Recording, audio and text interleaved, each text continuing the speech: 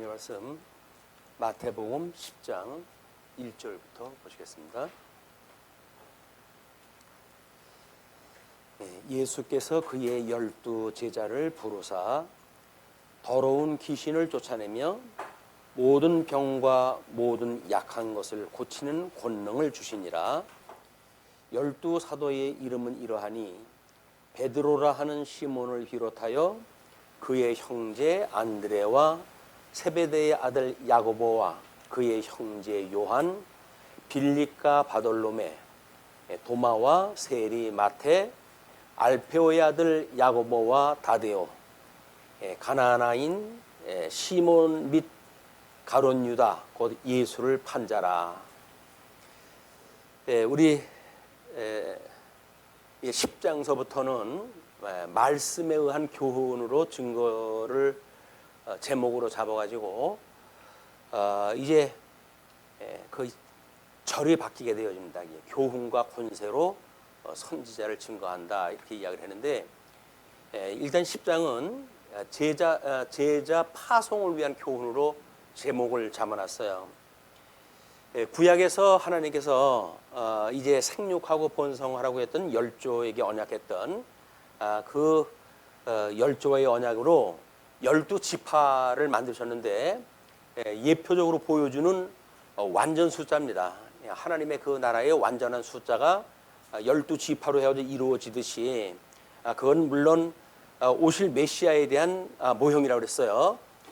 이제 그 예수님이 언약대로 오셔가지고 하나님의 나라를 확장을 갖다 해야 될 기초를 갖다 이제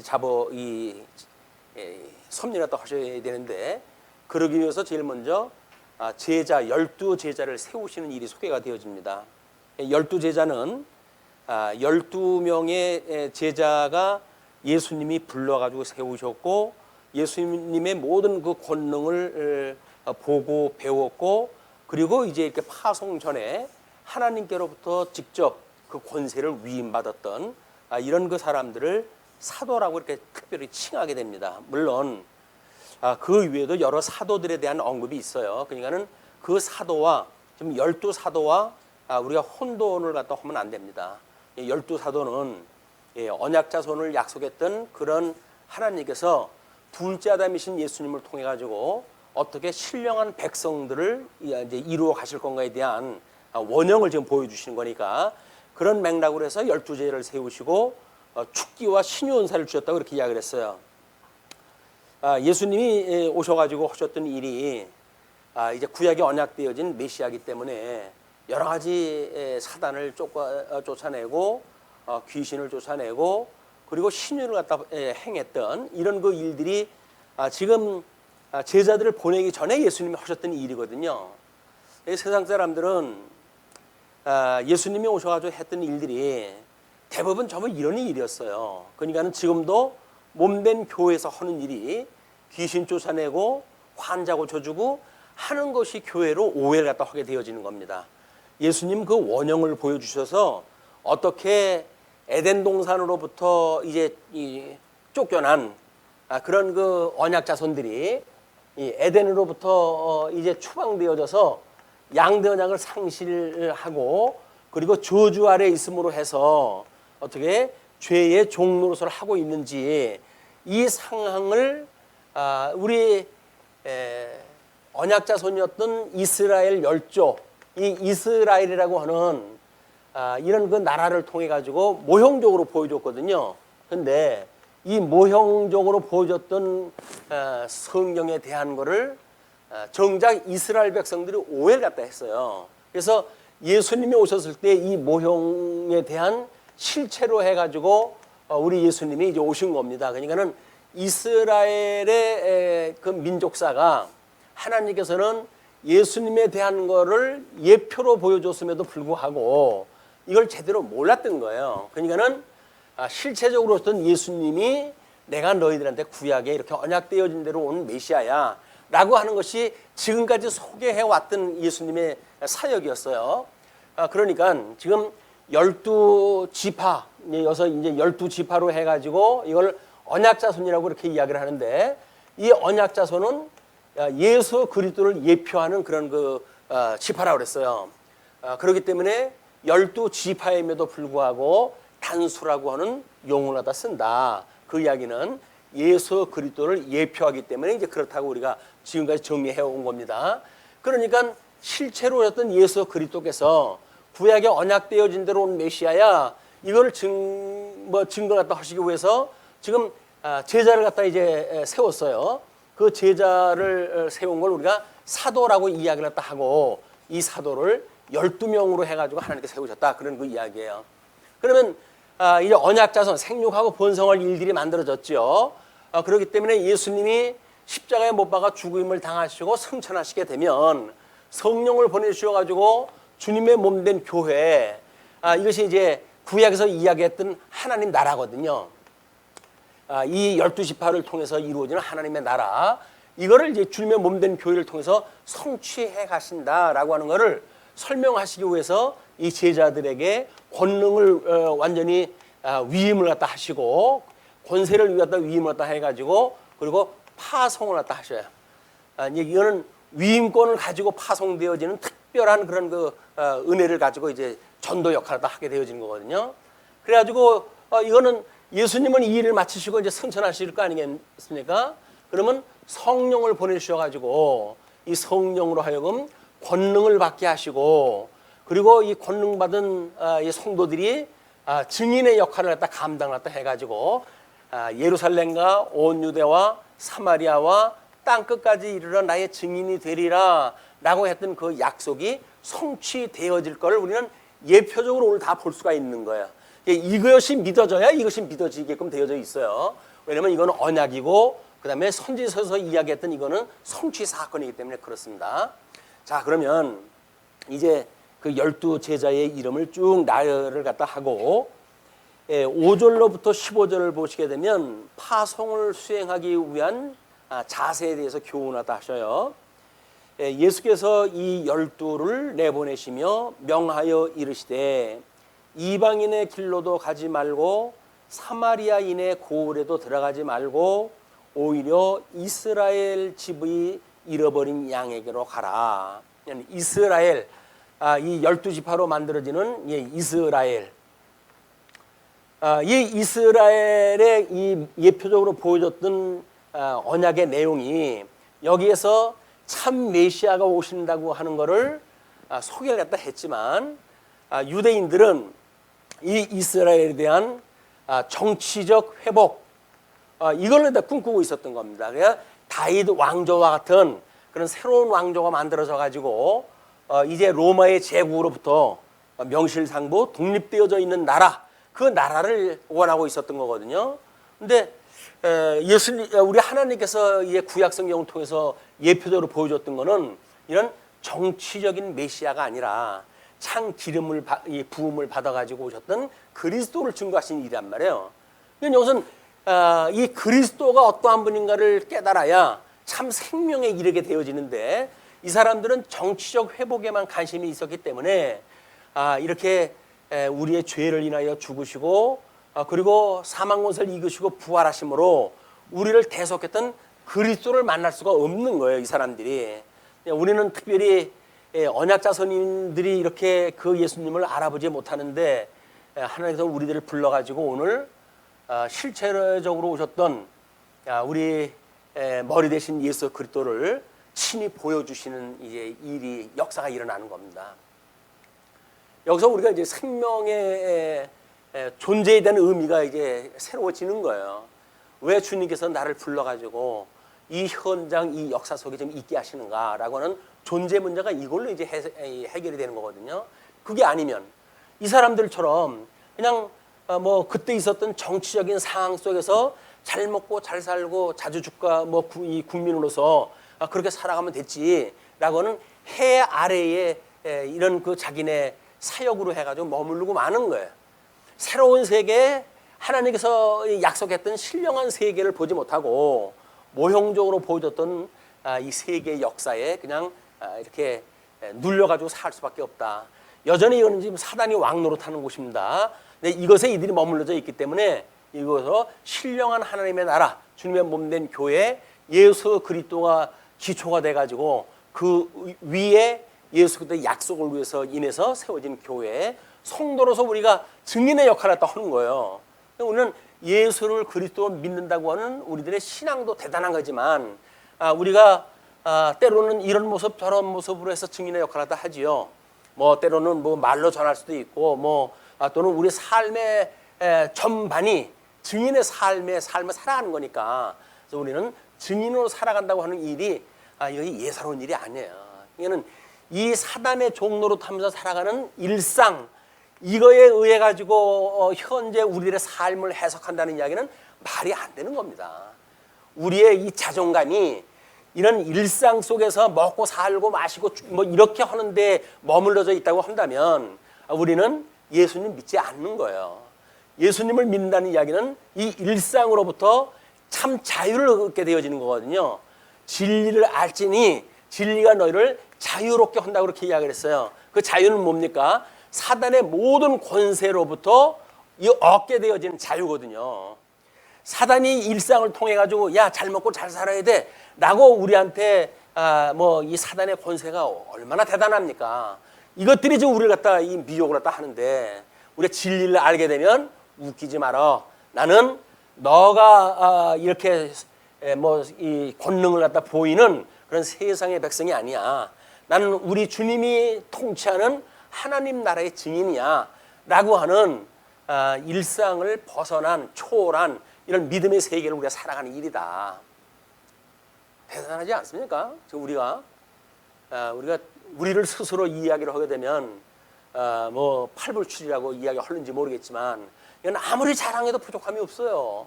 예, 어떻게 우리를 불러가지고 하나님 나라의 증인을 갖다 세우셔가지고 사망 권세로부터 자유로운 삶을 살아가게 하실까?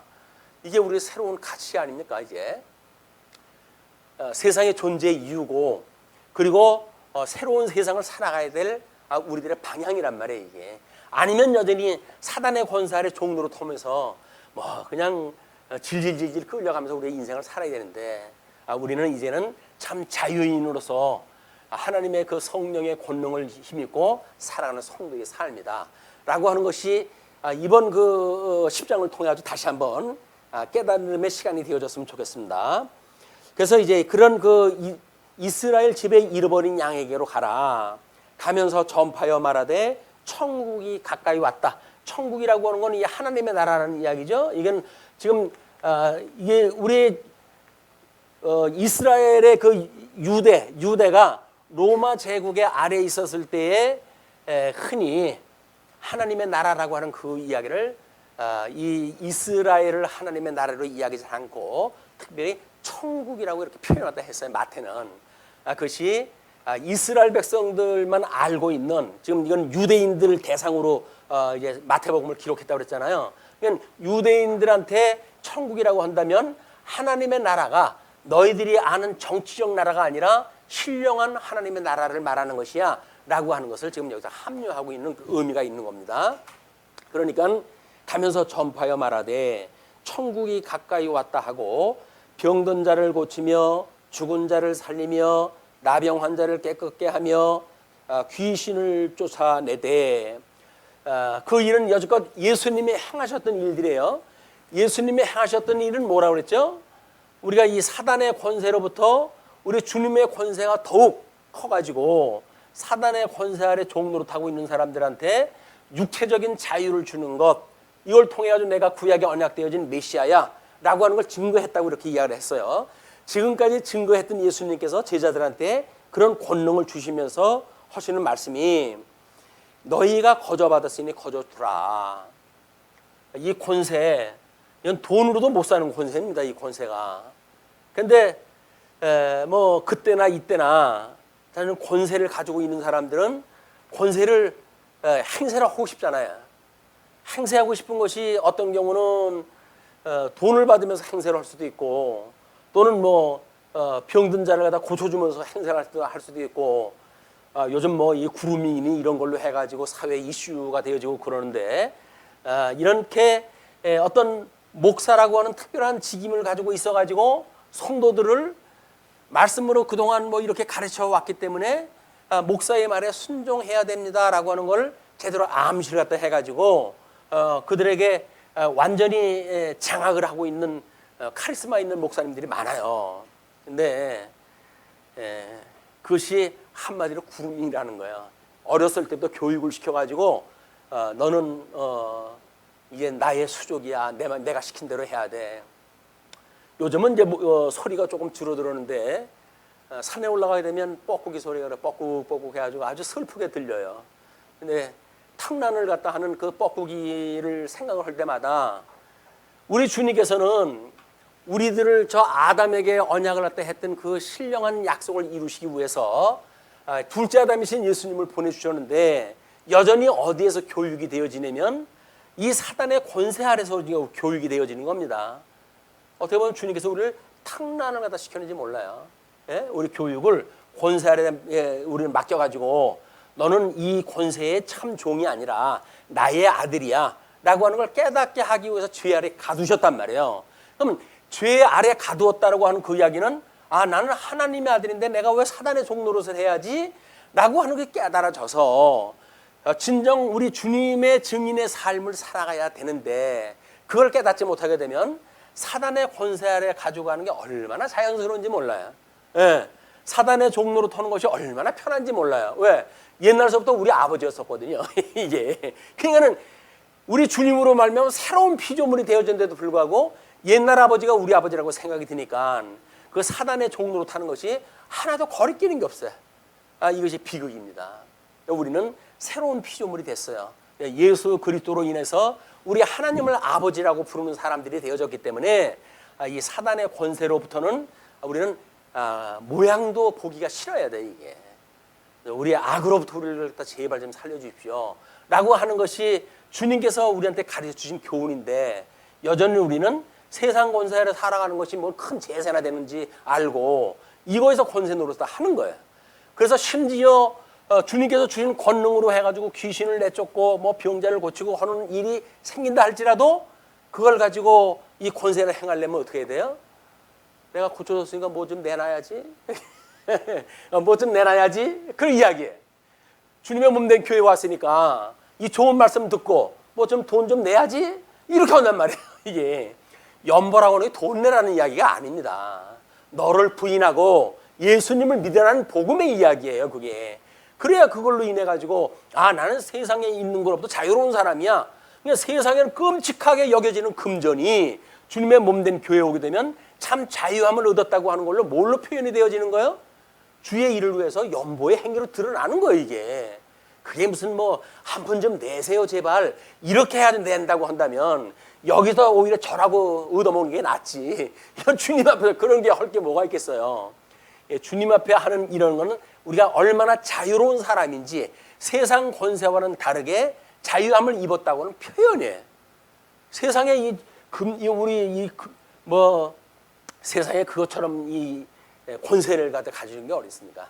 하나님 바로 오른편에 있을 정도로 하나님과 돈, 재물을 겸하여 섬길 수 없다고 할 만큼 하나님의 견져주게 되어지는 이게 권세거든요. 그런데 그 귀중한 돈을 피땀 흘려가지고 우리가 벌었던 그 돈을 주님의 없는 교회에 와가지고 왜 연보랐다 해야 되죠? 소위 말하는 내가 짠 겁니까? 여기서 이 사고로 하게 되면 그렇게 되어지는 거예요. 그게 아니고 또 아니에요. 나는 뭐 자발적으로 이 주님의 몸된 교회를 위해서 증인으로서 마땅히 해야 될 바입니다. 이걸 하면서 만약 이 목사의 끊임없는 교육에 의해 가지고 그것이 교회 내는 세금 정도로 인식이 돼 가지고 연보를 한다고 한다면 그것도 더 불쌍한 일이에요. 얼마나 우리가 자유인인데 종처럼 억지로 그런 일을 갖다 해야 됩니까? 이런 것들이 이제 오늘 우리 확인했다 해야 될 내용이에요. 거저받았으니 거저주라 라고 이야기했다 하시면서 너희 전대에 그때 여행했을 때의 풍습이에요. 너희 전대에 금이나 은이나 동을 가지지 말고 요즘은 그럴 거야. 저는 그런 거 안 가져다녀요. 요즘 카드 한 장만 가져다녀요. 뭐 이렇게 얼른지 모르겠지만 카드를 이야기하는 거예요 지금. 그런 전대나 금이나 은이나 동을 가지지 말고 여행을 위하여 배낭이나 두벌옷이나 신이나 지팡이를 가지지 말라. 여행의 필수품들이었습니다. 이는 일꾼이 자기의 먹을 것 받는 것이 마땅함이라. 일꾼은 누구예요? 증인이에요. 여기서 말하고 있는 이 사도들이에요. 사도들이야말로 지금 주님에 의해 가지고 파송되어지는 사람들이기 때문에 주님께서 너희들은 나를 위해서 이 일을 하는 거니까 뭘 먹을까 마실까 이런 거 신경 쓰는 거 아니야. 이제 너희들이 이렇게 동네에 다니면서 증인의 역할을 하는 거는 일꾼이 자기의 먹을 것 받는 것이 마땅한 일이야. 그건 뭐예요? 지금 이 파송되어지는 제자들의 이 권능이라고 하는 그 이야기는 이제 이 주님의 몸된 교회를 위해서 증인, 복음을 증거하게 되어지겠죠. 그러면 이쪽이 육적으로 해가지고 먹고 사는 건 뭐예요? 일상으로 해가지고 먹고 사는 것. 이것이 이제 일상 아니에요. 이거는 복음을 전하기 위한다라고 하는 주님의 이 사역을 위해 가지고 이 육체적인 조건, 여건, 관계에 대한 모든 것들 이걸 마땅히 하나 주신다 그 이야기야. 그렇기 때문에 우리가 무엇을 먹을까 마실까 염려하지 말라고 하는 그 이야기는 뭐예요? 만약에 복음을 위한 증인으로 살아간다고 한다면 이것 때문에 연연할 이유가 없다는 이야기입니다. 그런데 연연할 수가 어디 그게 쉬운가요? 그게 안 되니까는 날마다 걱정하는 거 아니에요? 뭘 먹을까 마실까. 그런데 우리가 복음을 위해서 산다고 한다면 어저께 우리 청년부하고 교회 오빠를 봤는데 거기서 왜 사느냐에 대한 문제를 그렇게 이야기하더라고요. 하루라도 더 살아서 주님이 원하는 삶의 온전한 삶의 모습이 무엇인지 이거를 더욱 누리고 싶다. 이런 만약에 우리한테 사명감이 있다고 한다면 오늘 끝나면 어떻게 될까요? 오늘로 해가지고 이루어진 거예요. 우리한테 최적의 조건으로 해가지고 하나님의 온전하신 뜻을 이루어졌던 우리의 삶이 끝이 난 거예요. 그러니까 오늘 살면 됐죠. 내일은 내일이야 주님께서 또 뭐 할 일 있으면 부르시겠지. 그리고 오늘 끝난다고 한다면 오늘 저녁에 주님께서 우리 영혼을 거둬가실 거예요. 그것이 주님께서 우리를 섭리해 가시는 이 신령한 세계의 모습이다. 이 죽음이라고 하는 그런 문제와 이 권세가 끊임없이 너 내 말 안 들으면 죽어라고 이 공갈을 쳐오는 거 아닙니까? 이 공갈로부터 우리가 자유하는 게 뭐예요? 죽음으로부터 우리는 자유로운 사람들이에요. 왜? 이미 우리는 예수 안에 죽었는데 예수 그리스도 안에 죽었어요. 그리고 예수 그리스도 안에 죽었기 때문에 이제는 우리는 내 안에 그리스도가 살아가는 것이지 내가 살아가는 게 아니다. 그 젊은 나이에 삶을 마감을 갖다 해야 될 그 교회 오빠가 그런 그 이야기를 다 하는 거야. 이게 나는 그리스도로 말미암아 죽었기 때문에 그리스도 안에 있는 내 안에 있는 그리스도가 어떤 걸 원하는 삶인지 그 진면목을 나는 보고 싶다. 그렇게 이야기를 하더라고요. 이제 우리는 더 살아가야 될 이유가 뭐예요? 거룩한 우리의 삶인 거예요. 증인으로서의 우리의 삶이 무엇인가 이걸 추구하는 것이지 이걸 위해 가지고 생명 더 달라고 한다면 주님께서 너 참 여지껏 뭐 배웠니 그럴 거야. 내가 이렇게 이야기를 했는데 너 그동안 뭐 배웠니 그렇게 이야기를 할 거야. 일상을 위해 가지고 생명 좀 연장시켜 달라고 하면 그것이 아니라 증인으로서의 우리는 충분한 이 복을 갖다 누리고 산다고 한다면 일상은 이미 이건 포기한 거예요. 다 벗어버린 거예요. 자, 그렇기 때문에 그런 여행에서 필요한 모든 조건들을 이제 포기해라. 그리고 어떤 성이나 마을에 들어가든지 그 중에 합당한 자를 찾아내요. 너희가 떠나기까지 거기서 머물라. 어떤 마을에 들어갔을 때는요. 들어가서 어떤 자가 합당한지를 잘 조사를 해가지고 그 집에 들어가라는 거예요. 그걸 미처 조사를 못해가지고 들어갔는데 주인이 하루만 있으면 됐지 이틀씩 또 있으려고 그래요? 라고 만약에 그걸 푸대접 할 사람이라고 한다면 거기서 또 눈치 보고 다른 집으로 이동할 거 아니에요. 그러지 말라 그 이야기예요. 그러지 말라고. 왜? 주님께서 우리한테 이 권세를 줘가지고 일을 다 할 때에는 이게 지금 예수 그리스도께서 일을 다 해가시는 우리는 대리자들 아닙니까? 대리자에 대한 체면이 있지. 여기서 그 조건이 안 된다고 해야지 이 집 갔다 저 집 갔다 이렇게 그런 거 하지 말아라. 그런 거 이야기입니다. 그러면서 만약에 그 집에 들어가면서 평안하기를 빌라. 너희가 떠나기까지는 거기로 머물러야 돼요. 그리고 그 집에 들어가면서 평안하기를 빌라. 그 집이 이에 합당하면, 그러니까 그 빌었던 평안에 합당하다고 한다면 너희 빈 평안이 거의 임할 것이요 만일 합당하지 아니하면 그 평안이 너희에게 돌아올 것이니라. 여기서 뭐 믿지 않는 사람들한테 가가지고 지금 복음을 증거할 거 아닙니까? 그래서 이 평안을 빌었다는 이야기입니다. 여기서 소위 말하고 있는 그 평안이 뭐예요? 이 평안이 우리가 이 사망 권세, 이 저주 아래에 있는 우리들이기 때문에 이런 모든 불안이라고 하는 그 이야기는 결국 어디서 나오는 거예요? 이 사단 권세가 주는 우리 심리적인 이 일들이거든요. 근데 이거를 세상에서는 뭐 심리학이니 이런 걸 가지고 우리들한테 위로를 해주려고 그러는 거죠. 그걸로 안 되는 겁니다. 사망 권세 아래 살아간다는 이야기는 우리가 불안 속에 살아가는 거예요. 당연히. 그렇기 때문에 예수 그리스도 안에 살아갈 때만 평안을 우리가 깨닫게 되어진다. 먹을 것이 있고 없고 이 일상의 조건과 상관없이 우리가 평안을 얻을 수 있는 방법이 뭡니까? 이 주님 안에 있는 거예요. 예수 그리스도를 믿는 것. 그러니까 이것이 일체의 비결이라고 사도 바울이 하는 겁니다. 예수님만 믿게 되어지게 되면 우리는 일체의 비결을 가지고 이 세상을 살아가게 되어진대. 그게 아니면 여기서 10,000가지 근심 걱정을 또 해가지고 뭐 10가지를 풀었는가 해가지고 이제는 좀 답이 없을까 했더니 또 10가지 문제가 또 생기는 거 아니에요? 이 문제는 죽을 때까지 끝나는 문제가 아니에요. 여기서 문제를 해결하는 방법, 단 한 가지 방법이 있어요. 이걸로부터 탈출이에요. 탈출이 뭐예요? 자유의 삶을 사는 거예요. 사망 권세로부터 진정 자유를 얻게 되어지는 것. 세상이 요구하는 것로부터 우리가 진정 자유로운 삶을 살아야 평안의 삶을 살 수가 있지. 세상의 것들을 가지고는 우리 근심 걱정 덜어낼 시간이 없어요. 맨날 뭐 그 타령이고 뭐 좀 형편이 나아졌나 그러면 또 이제 그 탓이에요. 우리 아이들 볼 때마다 그게 늘 걱정 아닙니까? 뭐 이제 품 안에서 떠나더니 지가 뭐 어떻게 좀 살아갈까 했는데 뭐 초등학교 들어가지고 그 뭐 엄청난 그 경쟁 사회에 돌입된 거 아니겠어요? 거기서 혹시나 왕따 당하는 게 아닌지 어떤 건지 뭐 뉴스 듣는 거 보게 되면은 이건 뭐 어디다가 우리가 내놨는지 차마 볼 수가 없어요. 자녀들을. 그래가지고 전전긍긍하는 거예요, 우리들이. 그래가지고 뭐 좀 이제 대학교 졸업을 했다 해가지고 취직이 돼야지 또. 그래가지고 어떻게 하다 취직이 됐어요. 취직이 돼가지고 돈 좀 벌었더니 또 이거 뭐 결혼을 갖다 할 수가 있지 요즘은.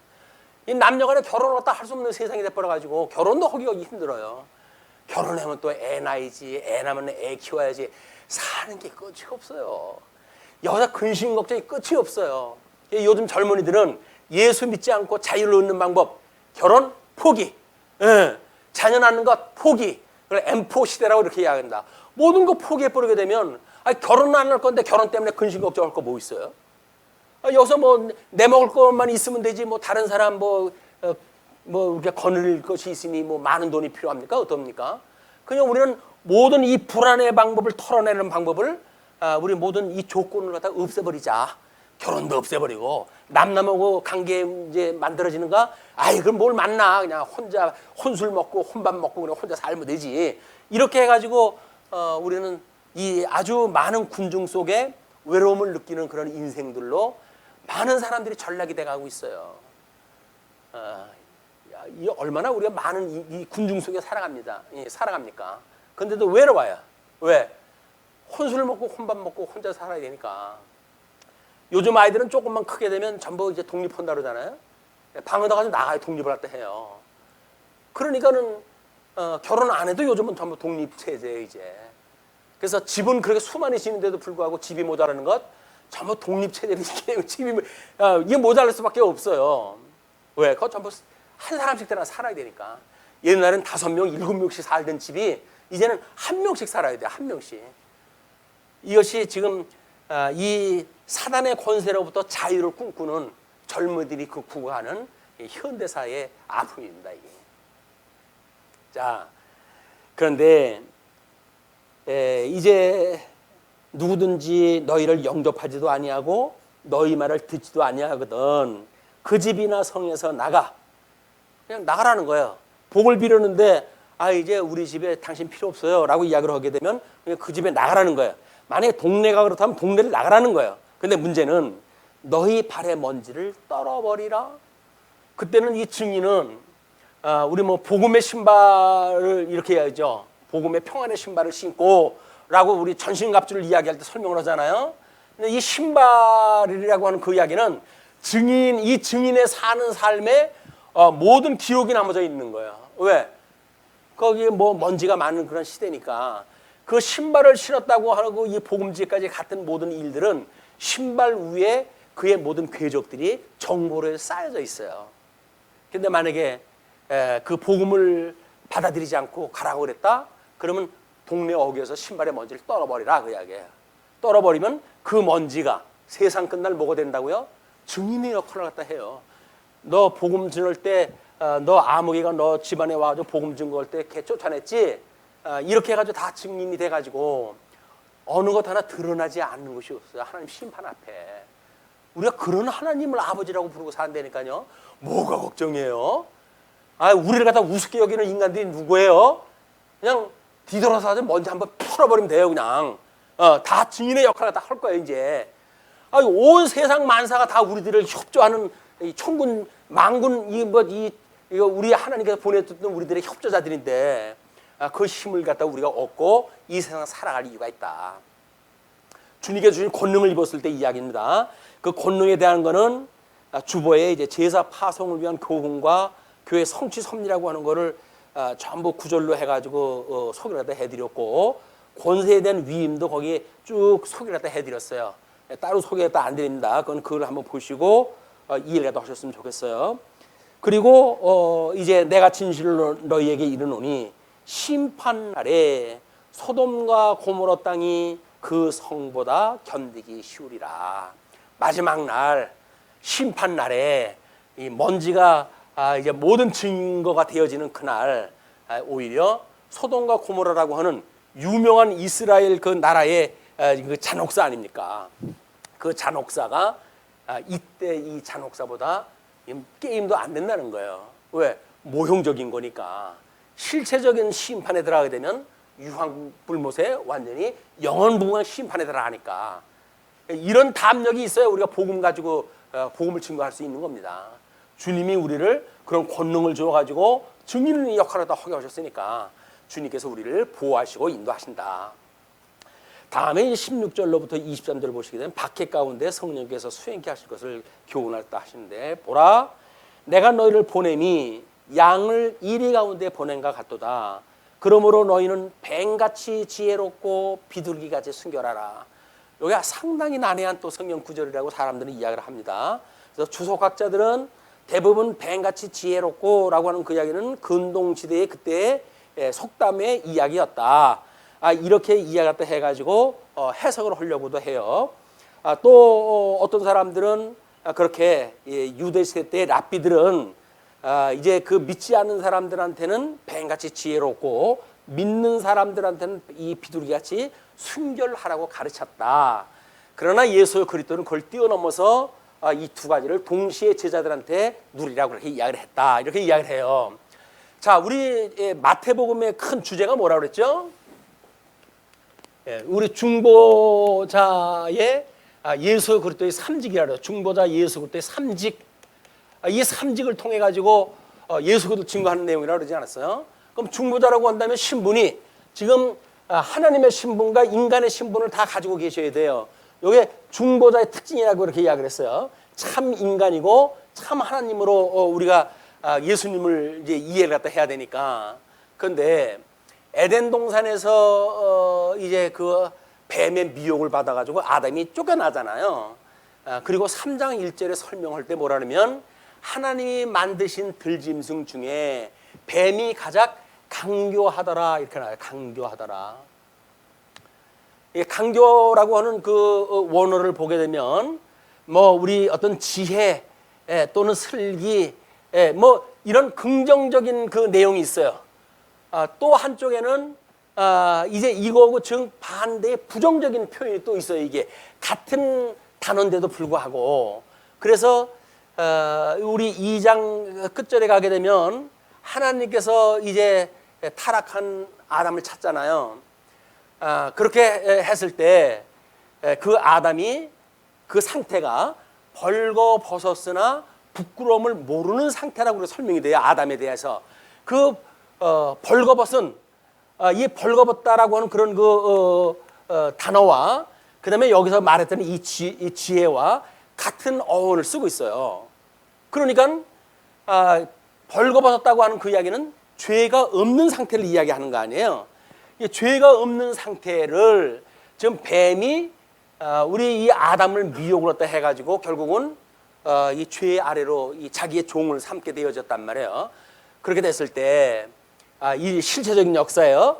이스라엘 역사를 보게 되면 민수기에 들어갔을 때 이스라엘 백성들이 이제 에돔 지역으로 돌아가지고 광야로 다시 돌아갈 때 그 길로 인해 가지고 하나님 앞에 원망을 하잖아요. 모세와 하나님 앞에 원망을 하게 되어지니까 하나님께서 그들에게 불뱀을 보내가지고 이 불뱀을 보내가지고 다 물어가지고 죽게 만들어요. 그래가지고 저 진중 바깥서부터 불뱀이 물어오기 시작을 하니까 백성들이 그냥 막 몸이 부끄러워서 죽어가는 거예요. 그래가지고 이제 모세한테 보고가 올라온 거 아닙니까? 백성들이 다 죽어간다. 모세가 이제 하나님 앞에 기도했더니 하나님께서 놋뱀을 만들어가지고 장대 위에다 높이 들어라. 그것을 보면 그들이 살 것이다. 이렇게 이야기를 했어요. 그래가지고 놋뱀을 만들어가지고 장대를 들었던 거 아닙니까? 그런데 다 봤을까요? 사악한 인간들은 그것도 안 봐요. 물려가지고 죽어가고 있는데 온몸에 퉁퉁 부어가지고 죽어가는데 이걸 보면 산다. 그런데 불구하고 그걸 본다고 내가 살겠냐? 이거 안 봐요. 그래 죽어가요. 근데 믿음 있는 사람들이 이걸 봐가지고 거기서 생명의 역사가 있게 되어져요. 이것이 바로 뭐냐면 불뱀이라고 하는 사단의 권세가 우리 예수님이 이 땅에 오신 거는 인간이 하나님과 동등됨을 취하지 아니하시고 사람의 모습을 입고 이 땅에 오신 거 아닙니까? 사망 권세 아래 우리 주님께서 오신 거예요. 왜? 우리 모든 인류의 죄를 대속하시기 위해서 오셨단 말이에요. 이 대속하기 위해서 우리 예수님이 오셨기 때문에 우리 예수님이 다윗의 자손으로 오신 걸로만 우리가 이해를 하는데 사망 권세를 이기시고 부활하셨을 때 우리는 우리 예수님이 성결의 영으로는 죽은 자 가운데 다시 살아나심으로 인하여 그리스도로 인정되어졌다 이렇게 이야기를 하죠. 로마서에서. 그러니까는 예수 그때의 신성이라고 하는 그 이야기는 사망에서 부활했을 때 그리스도로 인정되어지는 거야. 그러면 놋뱀을 들었다는 이야기는 뭐 장대 위에 들었다는 이야기는 뭐예요? 이미 우리 예수 그리스도의 부활의 모습을 갖다 보았을 때 생명의 역사가 일어난다 그 이야기예요. 이건 구약에서 이 불뱀 사건, 놋뱀 사건을 통해 가지고 복음을 증거했던 방식인데 그래서 요한복음에서 뭐라 합니까? 우리 예수님에 대해서 이 모세가 우리 광야에서 놋뱀을 든 것 같이 인자도 들려야 하리니 그래서 인자가 들린다는 이야기는 십자가에 못 박아 죽임을 당하시고 이 부활의 역사가 믿어지게 될 때 생명의 역사가 이루어진다는 거예요. 이제 그게 그러니까 지금 여기서 뱀같이 지혜로워라 그 이야기는 이 불뱀처럼 예수님은 불뱀의 권세 아래 오신 분이에요. 사망 권세. 우리를 갖다 어디로 보낸다고요? 지금 우리 주님께서 우리를 보내는 것이 어디예요? 그 앞전에 뭘 어디라고 보낸다 그랬어요? 세상으로 보낸다 그러지 않았어요. 그게 사단이 왕노릇하는 곳에 우리를 보낸다 그 이야기야. 그러나 예수님이 거기에 와서 우리를 대속하시고 부활하셔가지고 하나님의 아들로 인정되어진 것처럼 너희들도 이 복음의 증거를 갖다가 이제 하게 되면 그 이야기예요. 그렇게 되면 이제 나의 지체가 될 것이다. 예수님의 한 몸이 되어진 거예요. 예수님하고 한 몸이. 그렇게 됨으로 해가지고 우리 이 뱀같이 지혜롭고 그리고 어린 양 권세 여기 와서 예수님이 어떤 사단 권세하고 싸울 때 짐승 권세하고 싸울 때 어린 양 권세로 이기잖아요. 그걸 너희들은 그걸 봐라 그 이야기예요. 그걸 봐라. 혈과 육으로 싸워서 이기는 거 아니야. 어린 양 권세가 이기는 거니까 그걸 믿는 자들마다 그냥 거기서 혈과 육으로 싸우질 않아요. 이거 증거할 때 내가 복음을 증거하기 위해 가지고 내 말 안 들으면 죽일 거야. 뭐 우리 그 어디 회교권의 그 사람들처럼 한 손에는 코란을 들고 한 손에는 칼을 들고 이렇게 복음 증거하는 거 아닙니다. 우리는 그냥 말씀만 들고 나가는 거예요. 말씀만 들고 나가는 거다. 자, 그렇게 되어지는 거예요. 그 사건이. 그렇게 해서 사람들을 삼가라. 너희를 보냄이 양이 이리 가운데로 보내는 것 같으니까 내가 마치 인간의 모습을 입고 이 땅에 오셨던 그 원형을, 그 복음을 너희들이 깨닫고 그렇게 복음을 깨닫고 살았으면 좋겠어, 그 이야기죠. 사람들을 삼가라. 그들이 너희를 공회에 넘겨주겠고 그들이 회당에서 채찍질을 하리라. 우리는 이건 필연적으로 운명적이에요. 이제 우리가, 왜냐하면 이 사람들 앞에 우리 5장을 이야기할 때 뭐라 그랬어요? 나를 인하여 핍박을 받는 자는 복이 있다고 그랬잖아요. 그러면 복 있는 예수 그리스도와 우리 연합되어진다는 이야기는 뭐예요? 예수님처럼 핍박을 받아야 돼요. 우리가 핍박을 안 받고 복 있다고 그러는 거짓말이에요. 예수를 믿는 사람들이 핍박을 받는 것이 없다, 이 세상에 대하여 핍박을 받는 게 없다 그러는 거짓말이에요. 가짜. 근데 우리가 여기서 복음을 가지고 산다는 이야기는 뭐예요? 끊임없이 핍박을 당하는 거예요. 이 권세자들이. 그래서 핍박을 받는 그런 우리의 조건이 있는데 너희들은 그걸로 인해서 겁먹지 마라, 그 이야기예요. 쫄지 마, 그런 거예요. 쫄지 마, 그 이야기예요. 자, 그렇게 이야기했다 할 때 또 너희를 넘겨줄 때에 어떻게 또는 무엇을 말할까 염려하지 말라. 그때 너희에게 할 말을 주시리니 말하는 이는 너희가 아니라 너희 속에서 말씀하시는 이 곧 너희 아버지의 성령이시니라. 그래서 뭐 성경 구절을 외워야 뭐 어떤 이 환경에서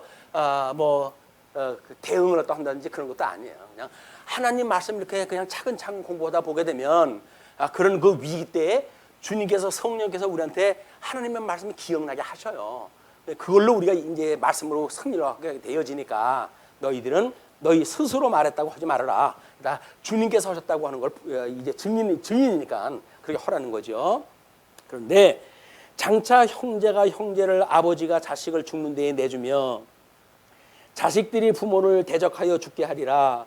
또 너희가 내 이름으로 말미암아 모든 사람에게 미움을 받을 것이나 끝까지 견디는 자는 구원을 얻으리라.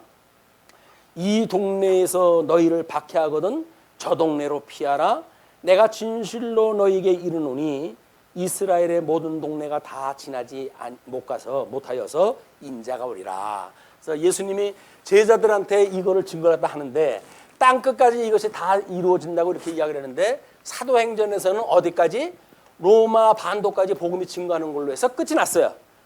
그 이야기는 지금 주님께서 우리의 땅 끝까지 이것을 이룰 때까지 이것이 당신이 인자가 오리라 이렇게 이야기를 하지 않았어요. 그것이 하나님의 이 영광의 광채의 본질 되시는, 본체 되시는, 영광의 본체 되시는 하나님, 성부 하나님, 우리 성자 하나님 예수 그리스도가 광채로 해가지고 이 땅에 오셨다고 그랬어요. 그 성령 하나님이 권능을 가지고 이 땅에 이제 오신다고 이야기를 하지 않았어요.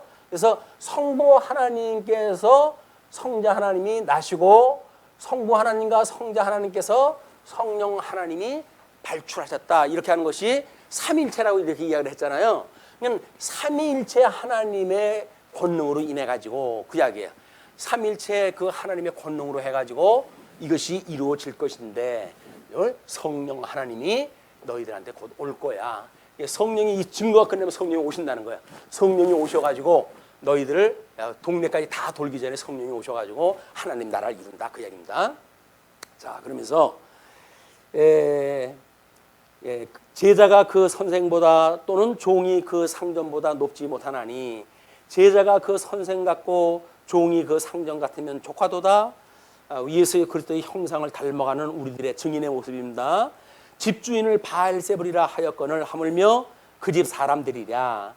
그런즉 그들을 두려워하지 말라. 감추인 것이 드러나지 않을 것이었고 숨은 것이 알려지지 않을 것이 없느니라. 내가 너희에게 어두운 데서 이르는 것을, 예수님은 유월절을 맞춰야 되기 때문에 복음의 진면목을 다 증거를 하질 않아요. 숨어서 그걸 가르치기도 하고 이렇게 이야기를 하는데, 이제 이르는 것을 광명한 데서 말하며 너희가 귓속말로 듣는 것을 집 위에서 전파하라. 대명천지 밝은 날에 그냥 다 하라는 거예요. 이제 숨길 것이 없어. 왜? 예수님은 이미 십자가에 죽었다 이제 부활을 하셨으니까 성령이 오셨을 때는 그렇게 하게 되어지는 거죠. 몸은 죽여도 영혼은 능히 죽이지 못하는 자들을 두려워하지 말고 오직 몸과 영혼을 능히 지옥에 멸하실 수 있는 일을 두려워하라. 그래서 우리 하나님에 대한 그 믿음이 어떠한 것인지 이런 실체적인 세계관을 가지고 우리 주님을 믿는다고 하는 우리의 삶의 영역은 어디고 모습은 무엇인지 이걸 우리가 살펴보고 살 일이 있다. 그래서 이 어떤 사단이 그 인도하고 주장하는 이런 일상에서 맨날 전전긍긍하는 것이 아니라 우리가 얼마나 자유롭고 우리가 얼마나 대단한 피조물인지 새로운 피조물인지 새 생명을 얻었다고 하는 그리스도의 성도들이 어떠한 존재인지 이런 자부심을 가지고 살아라 그런 그 이야기입니다. 그러면서 이제 참새 2마리가 한 아사리온에 팔리지 않느냐 그러나 너희 아버지께서 허락지 아니하시면 그 하나도 땅에 떨어지지 아니하리라. 참새 2마리가 한 아사리온에 팔리는 아주 사소한 그런 그 일이에요. 우리 일상에서 아주 사사로운 그 일상의 일인데도 불구하고 하나님의 허락이 없으면 안 된다는 거예요. 그러니까 그 하나도 땅에 떨어지지 아니하리라. 너희에게는 머리털까지 다 세신 바가 되었나니. 하나님의 성도들한테는 주님이 얼마나 관심을 가지고 있느냐면 저도 몰라요. 제 머리카락이 하루에 얼마나씩 빠지는지. 그런데도 불구하고 주님께서 다 세우고 계시대요. 우리 하나님이 우리처럼 우리 하나님이 우리를 사랑하시는 것이 나보다 더 사랑하시는 분 아닙니까? 그런 그 우리 보호하심이 믿어지는 것 그것이 머리털까지 세신 바가 되었다. 두려워하지 말라. 너희는 많은 찬새보다 귀하니라. 누구든지 사람 앞에서 나를 시인하면 나도 하늘에 계신 내 아버지 앞에서 그를 시인할 것이요. 마지막 심판날 누구든지 주님 앞에서 나를 부인하면 나도 하늘에 계신 내 아버지 앞에서 그를 부인하리라. 심판날 그렇게 되어진다는 겁니다. 그러면서 내가 세상에 화평을 주러 온 줄로 생각하지 말라. 화평이 아니요 검을 주러 왔노라. 내가 온 것은 사람이 그 아버지와 딸이 어머니와 며느리가 시어머니와 불화하게 하려 함이니 사람의 원수가 자기 집안 시골이라. 사람들이 이 성경 구절을 보게 되면 완전히 돌아버리는 거예요. 아니 뭐 그런 하나님이 다 있냐. 세상에 무슨 이 평화를 좀 구하겠다 하고 그럴 시대에 허다못해 세상 권세를 가지고 있는 정치가들도 사람이 먼저라고 하는 캐치프레이즈를 가지고 이 정치를 했다 하고 그러는데 주님이 와가지고 평화를 주러 온 게 아니라고 검을 주러 왔다고 그래가지고 온 집안에 풍비박산 난다고 이런 경우가 다 있어? 그런 하나님이라면 안 믿어. 이렇게 아주 큰 소리 하잖아요. 안 믿으면 말지 뭐. 그게 지금 무슨 상황에서 이야기하는 거예요? 이스라엘을 여전히 정치적인 나라로 이 생각하고 있는 사람들한테 새 푸대에 담아야 될 새 포도주가 뭔지를 설명하는 내용이란 말이에요. 이게 그냥 앞뒤 문맥을 알고 이걸 갖다가 붙여야지. 그걸 모르놓고 무조건 오고 이런 경우가 있냐라고 말하는 것은 앞에서 뭘 얘기하는 걸 다 잊어버린 거 아니에요. 우리는 책을 읽을 때 앞에서 무슨 이야기가 어떻게 전제가 되어졌고 어떻게 전개가 되어지는지 이런 걸 따져가면서 그 현재 있는 읽어 나가는 장면을 이해해야 될 거 아닙니까? 근데 현재를 읽고는 앞에 읽은 거 다 잊어버려. 그리고 현재 읽는 걸 가지고 따로 독자적인 독립적인 그 해석을 갖다 하니까 엉뚱한 해석이 떨어질 수밖에 없는 거예요. 그러니까 우리가 이 말씀으로 인해 가지고 과거에 대한 그런 그 모든 일들이 청산이 만약에 되지 않았다고 한다면 현재 일들에 대한 거를 우리가 제대로 해석이 불가능해요. 모든 역사도 마찬가지입니다. 과거의 역사가 청산이 안 되고 현재의 삶이 해석될 수가 없는 거예요. 그리고 우리도 마찬가지죠. 우리가 죄 아래서 어떠한 죄인인지를 깨닫지 못하고는 주님 앞에 구원받았다고 하는 것이 해석이 안 되는 거예요. 그래서 우리의 과거의 청산 문제는 그렇게 중요하다. 이걸 우리가 회개라고 이야기합니다. 회개. 그리고 현재 주님이 우리에게 주셨던 믿음. 이 믿음은 미래의 모든 소망을 가지고 우리 살아가게 하신다. 주님께서. 왜? 신실하신 하나님 아닙니까? 창세기에서 창조를 하셨던 것을 요한계시록에서 다 그걸 이루시는 걸 우리가 다 확인하다 했잖아요. 그렇게 신실하신 하나님을 우리가 믿는데 과거를 다 잊어버리고 현재만 봐가지고 전전긍긍한다는 이야기는 참 답답한 일이죠. 우리를 어떻게 만드셨고 어떻게 죄 아래 가두셨고 그리고 예수님을 어떻게 죄 아래 보내셔서 우리를 위해서 대속을 하셨고 대속을 위해서 우리 주님께서 어떻게 부활을 갖다 하셨고 부활하셔서 하나님 우편에서 우리를 위해서 어떤 기도를 다 하고 계시고 이런 것이 믿어져야 우리가 그분에 대한 소망을 가지고 살아갈 수가 있다. 이제 또 38절 자기 십자가를 지고 나를 따르지 않는 자도 내게 합당하지 아니하니라. 30절 아니었나요? 아버지나 어머니를 나보다 더 사랑하는 자는 그 이야기는 뭐예요?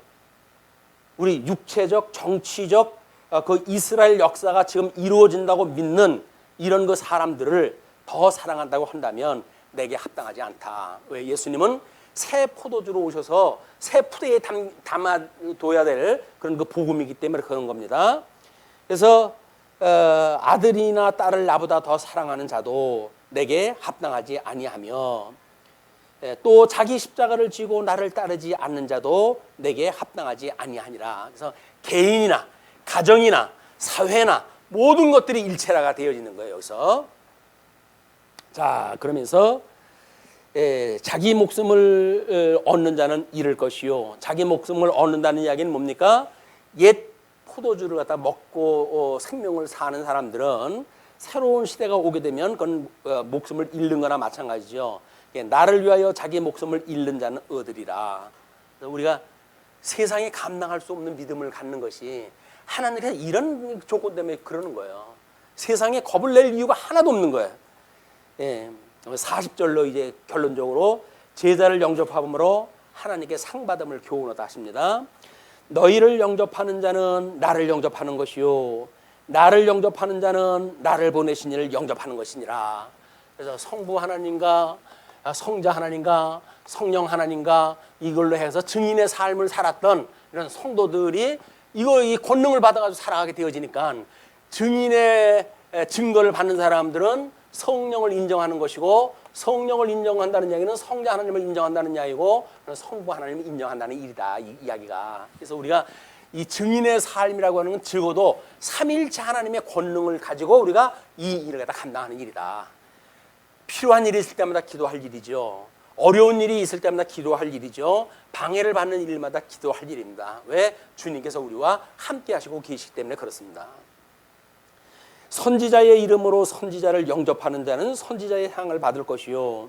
우리 이제 이 이스라엘 역사에 대한 이야기예요. 그래서 구약 역사의 선지자들의 그런 그 이야기처럼 만약에 그 이야기를 모형적으로 잘 이해를 했다고 한다면 선지자의 상을 받을 것이고 의인의 이름으로 의인을 영접하는 자는 이 의인이라고 하는 그 이야기는 다니엘서에서 이야기했던 그 의인이에요. 결국은 그것이 정치적으로 해가지고 우리 선민국가를 회복을 갖다 해주실 때에 모든 열국을 다 무너뜨리시고 예수 그리스도가 왕 노릇하는 왕국을 세우신다고 하는 거 얘기 아닙니까? 그거를 믿게 됐을 때 그걸 믿는 의인을 믿는다고 하는 그 이야기예요. 그걸 영접하는 자는 의인의 상을 받을 것이고 이게 다 예수 그리스도를 예표하는 겁니다. 이것도 예수 그리스도, 이것도 예수 그리스도. 그렇기 때문에 또 누구든지 제자의 이름으로 이 작은 자 중 하나에게 냉수 한 것이라도 주는 자는 내가 진실로 너에게 이르노니 그 사람이 결단코 상을 잃지 아니하리라 하시니라. 그래서 우리가 입으로 시인을 또 하지 않으면 소용이 없어요. 유아 세례는 그건 가짜예요. 이렇게 말하는 것도 너무 형식에 얽매이기 때문에 그러는 거예요. 하나님께서 인정하시게 되면 하나님이 인정하시는 거예요. 그걸 상태를 보고 내가 판단했다 해가 정지할 이유 아무것도 없습니다. 저 사람 나 보는데 예수 믿는다고 고백도 안 했는데요. 자기 믿는데 자기 보는 데만 그 고백 안 했으면 그만인가요? 다른 사람한테 고백하는 줄 어떻게 알아요? 우리는 내 관점으로 모든 걸 봐야 되니까 내가 하나님 자리에 있어가지고 오해라도 한다. 하나님이 예정을 했다고 한다면 누구한테 어떤 방식으로 했는지도 몰라요. 그러면 하나님의 백성은 구원 받겠죠. 그걸 그런 관점으로 봐야지 저 인간은 구원 못 받은 인간이야 이렇게 내가 정죄할 일이 아니란 말이에요. 그 이야기는 결국 우리 하나님 앞에 죄를 짓는 일이기 때문에 상을 잃게 되어지는 일이에요. 누구든지 제자의 이름으로 이 작은 자 중 하나에게 냉수 한 그릇이라도 주는 자는 내가 진실로 너에게 이르노니 그 사람이 결단코 상을 잃지 아니하리라 하시니라. 그래서 우리 작은 교회당이지만 가끔 찾아주시는 분이 그런 그 사례는 거의 없더라고요. 와가지고 라면 한 그릇도 뺏어 먹고 가지. 뭐 냉수 한 그릇을 가져오는 사람은 없더라고요. 그러지만 누군가가 와가지고 그래도 목사로 인정을 해준다고 한다면 그것이 교회를 찾아서 목사로 인정한다면 이거 인정한 거 아니겠어요? 하나님께서 마지막 날 막 그렇게 심판하는 게 훨씬다. 너무 야박스럽게 아니 그 교회라는데 그러니까 굳이 하는데요? 라고 해서 쫓아낼 일도 아니고 형편되면 먹든 라면이든 하나 먹고 그러고 보내면 되죠. 주님께서 다 판결하시고 하신다. 그럼 편한 가운데 우리 증인의 역할을 감당했으면 좋겠습니다. 기도하시죠.